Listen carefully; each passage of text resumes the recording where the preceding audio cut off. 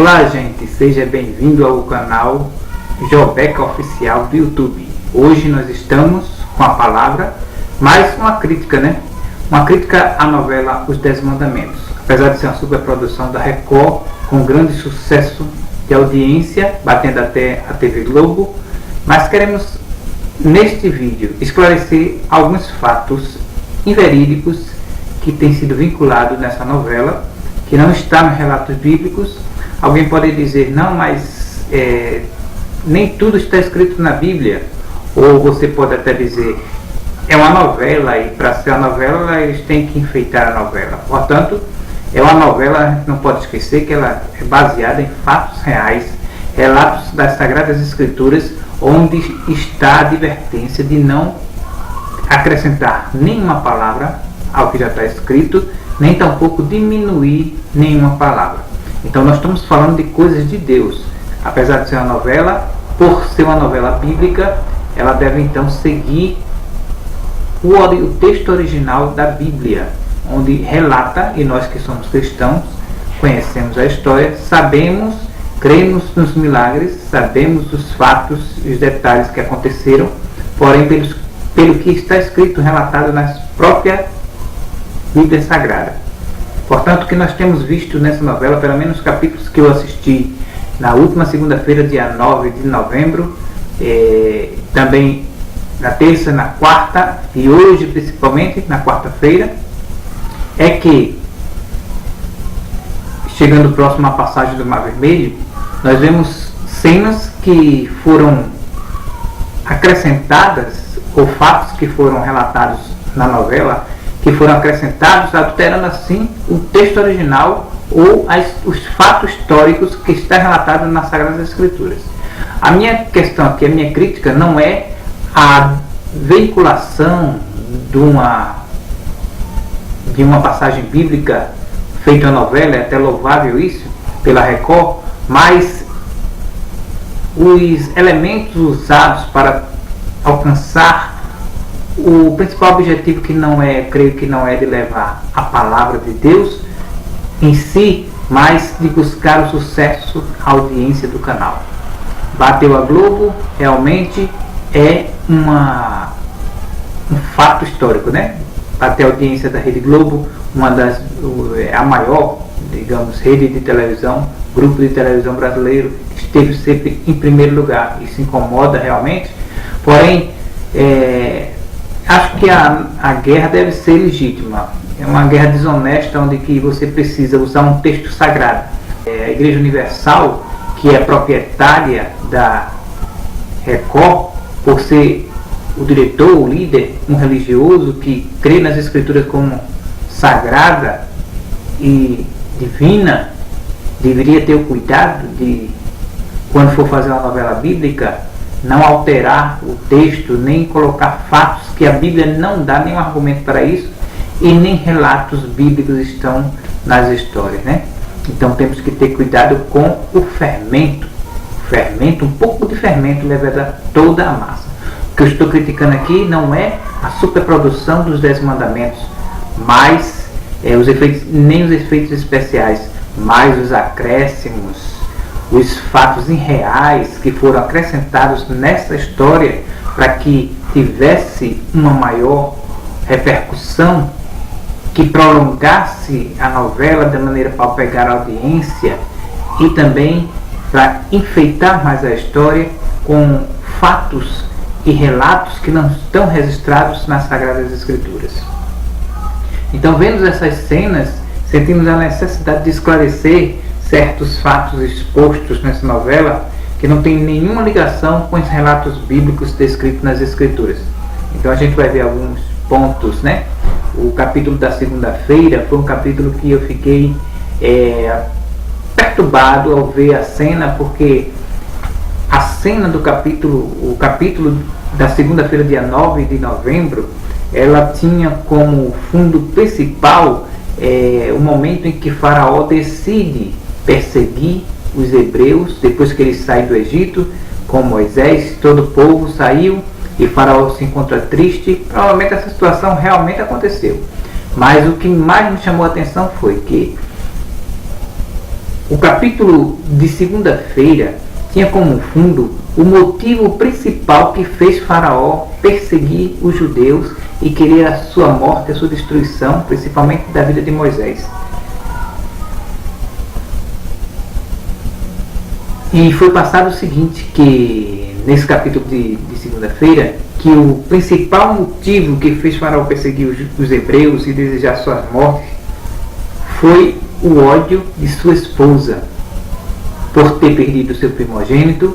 Nós vimos as cenas e vimos que ela quis e suplicou a Faraó que matasse a Moisés e os judeus, ou os hebreus, porque eles foram os culpados da morte de seu filho primogênito. A Bíblia não relata nada sobre isso, deixando bem claro.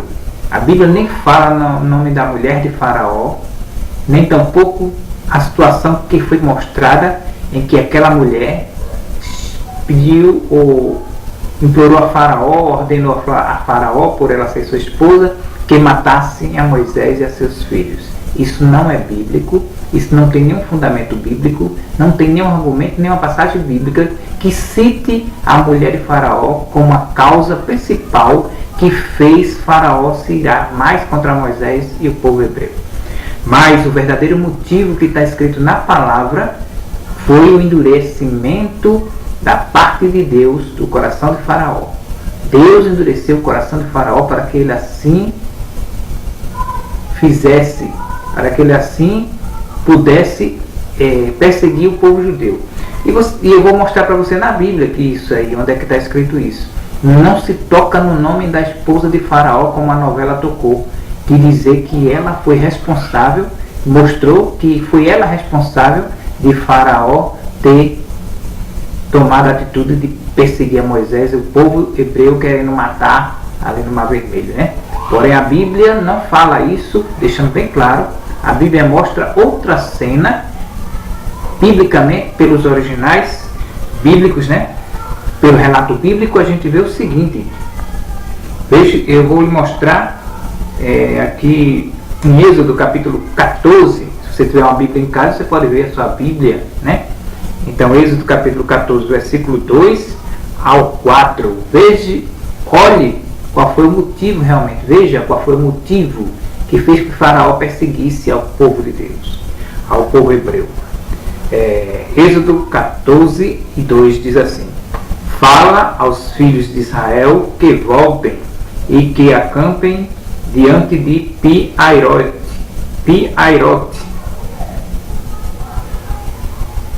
entre Migdol e o mar, diante de Baal-Zefon. Em frente dele assentareis o campo junto ao mar. Isso foi a ordem de Deus a Moisés. Então Faraó dirá aos filhos de Israel: estão embaraçados na terra, o deserto os encerrou. E Deus continua falando e diz assim no versículo 4: e eu endurecerei o coração de Faraó para que os persiga, e serei glorificado em Faraó e em todo o seu exército, e saberão os egípcios que eu sou o Senhor. E eles fizeram assim. Então foi a ordem dada a Moisés por parte de Deus, que acampassem ali próximo ao Mar Vermelho, né?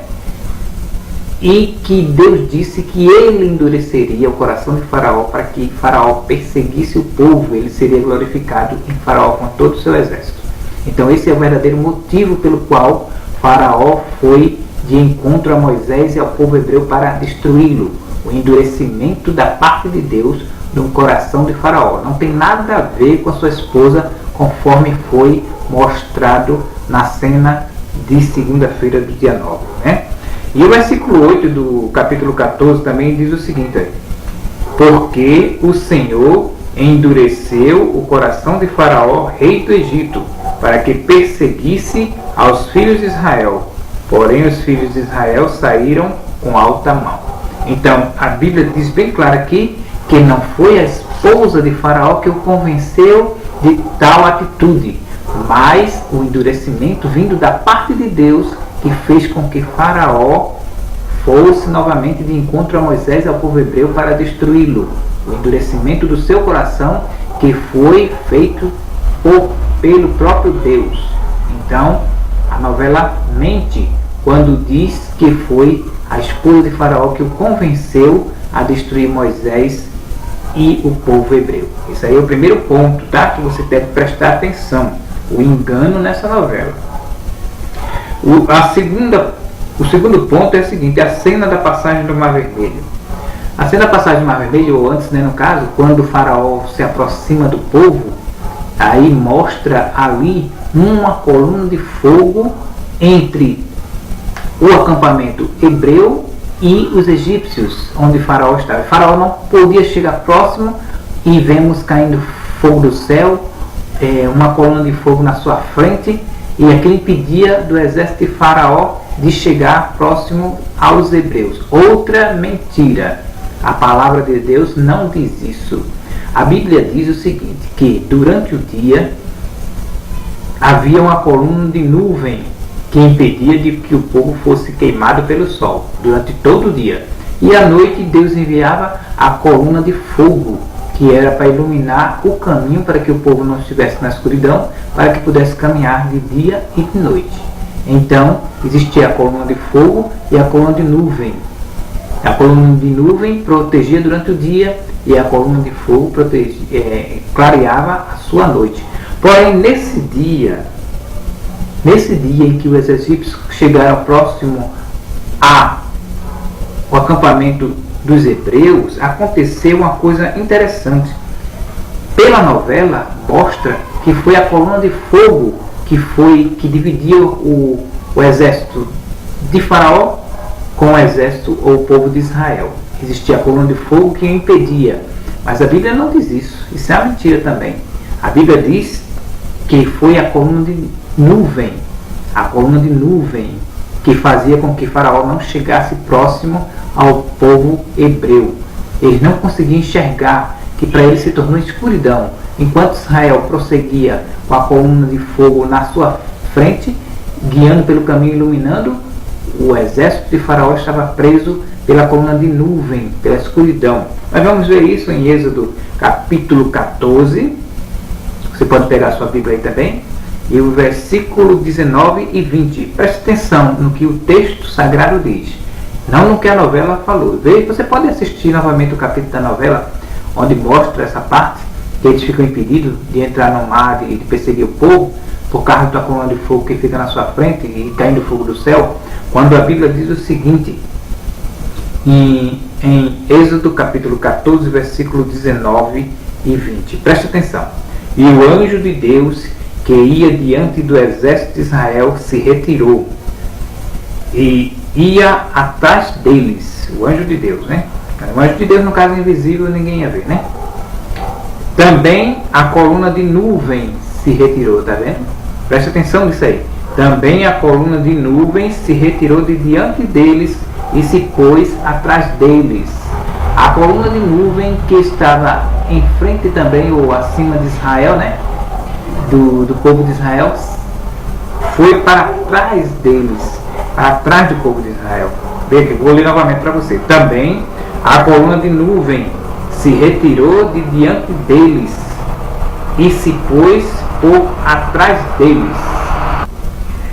E ia entre o campo dos egípcios e o campo de Israel. E a nuvem era escuridade para aqueles, os egípcios, e para estes, israelitas, esclarecia a noite, que seria a coluna de fogo, né? De maneira que em toda a noite não chegou um ao outro. O que impediu de o exército de Faraó chegar próximo aos hebreus ou israelitas foi a coluna de nuvem. A coluna de nuvem que provocava escuridão como a neblina, né? E o povo os egípcios, ou Faraó com seu exército, não conseguia chegar próximo aos hebreus por causa da coluna de nuvem. O que foi apresentado na novela foi que estava ali no lugar da coluna de nuvem a coluna de fogo, que impedia de Faraó chegar até o acampamento dos israelitas. Mas a Bíblia relata que foi a coluna de nuvem. Isso aí também é a alteração da palavra, tá? E esse foi o segundo ponto. E o terceiro ponto, que é incógnita, né? Uma dúvida, uma interrogação. A cena mostrou que Faraó sobreviveu. Faraó sobreviveu ou não? Pelo menos a gente tem aprendido que Faraó, com todo o seu exército, foi morto no Mar Vermelho. Quando as águas desceram, Faraó também morreu com seu exército. Mas a cena da novela mostra Faraó voltando sozinho, triste, e até chorou.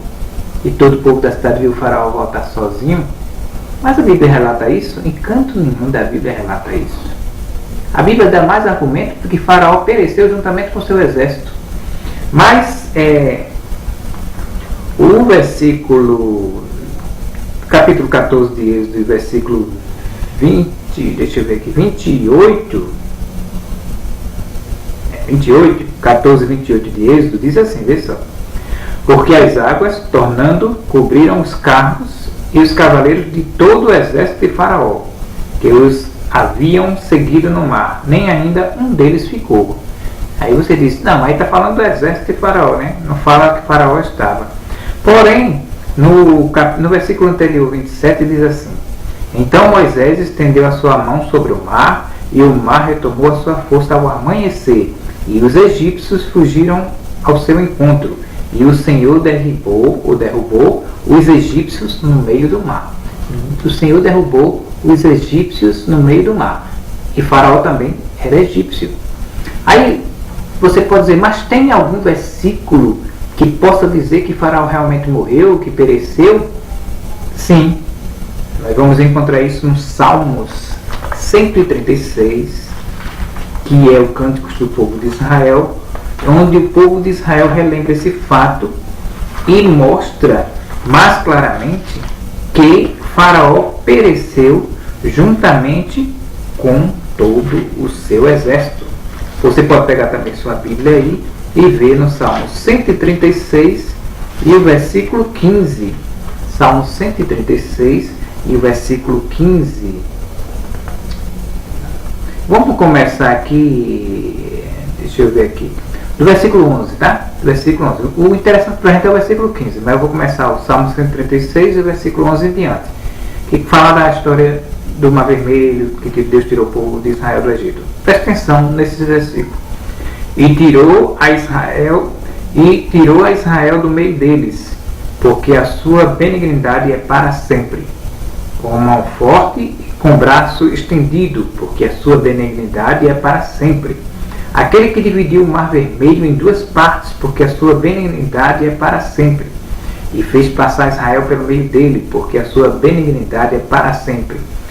Agora o versículo 15, que é o mais importante. Mas derrubou a Faraó com seu exército no Mar Vermelho, porque a sua benignidade é para sempre. O versículo 15 diz bem claro aqui, ó, mas derrubou a Faraó com todo o seu exército no Mar Vermelho. Então, a Bíblia nos dá a entender, principalmente por esse versículo, e também o 14 e 27 de Êxodo, que Faraó pereceu juntamente com todo o seu exército no meio do Mar Vermelho. Então, o que nós vemos, pelo menos capítulos de segunda-feira, dia 9, até hoje, quarta-feira, que nós vemos acréscimos nessa novela, totalmente distantes dos relatos bíblicos, que faz com que a pessoa creia no engano. É uma verdade ou uma meia-verdade que vem embutida mentiras que a Bíblia não relata, relatos que foram acrescentados para fazer a história ficar mais bonita. Deus não precisa de ajuda de ninguém para que seu nome seja glorificado. Ele fez tudo isso só, da maneira que ele quis, não precisou da ajuda do homem, nem enfeite de homem de maneira nenhuma. Então, parabenizar a Record pela sua atitude de fazer uma novela bíblica, é louvável. Parabenizar a Record pela superprodução, o dinheiro que foi investido, os efeitos especiais também é louvável. A Record bater a Rede Globo na audiência foi um marco histórico, porém foi uma vitória desonesta, indigna, pois usou uma coisa sagrada um texto sagrado, acrescentando fatos que não estão relatados nas Sagradas Escrituras, adulterando a palavra de Deus, acrescentando palavras onde a própria Bíblia diz que não devemos acrescentar nada. Eu comparo isso a um atleta que vence uma Olimpíada ou uma prova de Olimpíada e ganha medalha de ouro, porém usando anabolizante. Quando um atleta usa anabolizante para vencer, ele não está vencendo dignamente. Ele não está sendo honesto com seu adversário. Se ele tem condições de vencer sem anabolizante, ele deve fazê-lo. Não usar de artifício, de engano, para mostrar aquilo que não é. Porque desta maneira, for comparar a Globo e a Record, estão fazendo a mesma coisa, trazendo engano, trazendo coisas que não são reais. O restante da história é verdadeira, porém muitas cenas dessa novela, que é a minha crítica, são antibíblicas, fora do relato bíblico, fora do contexto original, fora daquilo que Deus revelou a cada um de nós. Então eu não posso ver essas cenas e ver tantos cristãos em nosso meio que assistem essa novela, como também eu assisti, e passam por isso. Não interessa que a novela fala de Deus, não interessa que a novela é bonita, que é uma superprodução, que são muitos efeitos especiais, porém Deus não precisa de ajuda de mentira. Deus não concorda com a mentira, Deus não precisa de acréscimos à sua palavra, somente contar a história como está na Bíblia, o relato bíblico. Deus é glorificado nisso. Nós cremos no Deus, como está escrito na Sagrada Escritura. Não precisa enfeitar nada, não precisa acrescentar nada. Então o que eu tenho para criticar da Rede Record é isso. Vocês poderiam ter feito uma novela, como estava muito bem, porém sem esses acréscimos extra-bíblicos, totalmente sem argumento bíblico nem histórico. Pelo menos eu não vejo alguém que possa me provar o contrário. Esse tipo, como a cena de hoje mesmo, até a morte do pai da esposa de Faraó, que a Bíblia também não relata que ele morreu, nem tampouco o que aconteceu. Porém, tenho que chamar a atenção de vocês para dizer que tudo começou desta maneira.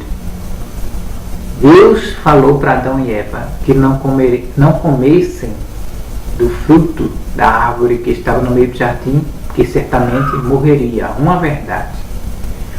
O diabo chegou depois no corpo de uma serpente, falou com Eva e falou uma verdade. Quando ele disse que se o homem comesse do fruto, se Eva comesse do fruto, ela seria igual a Deus, conhecendo bem e o mal. Isso foi uma verdade. Ela conhecia a verdade. Porém, quando ele falou a mentira, que certamente ela não morreria, então gerou ali uma dúvida, um engano, e como consequência dessa dúvida veio o pecado a toda a humanidade. Então a verdade mais o engano é igual à mentira, ou a dúvida. Aliás, a verdade mais a mentira é igual ao engano ou a dúvida. E no engano, quando você é enganado ou quando você está na dúvida, você toma atitudes que não é a certa e peca. Então, quando nós formos pregar o Evangelho, como está na Bíblia, muitas pessoas que assistiram essa novela vão dizer que não foi assim, porque viram na televisão a história totalmente diferente. Então, a minha crítica é essa. A novela é uma subprodução, muitos efeitos especiais, mas não precisava de anabolizantes, né? O atleta não precisa de anabolizantes para vencer, se quiser uma vitória digna, tá bom? Muito obrigado a todos. Essa foi a minha crítica no canal Jobeca Oficial. Até logo, fiquem na paz e até outro dia.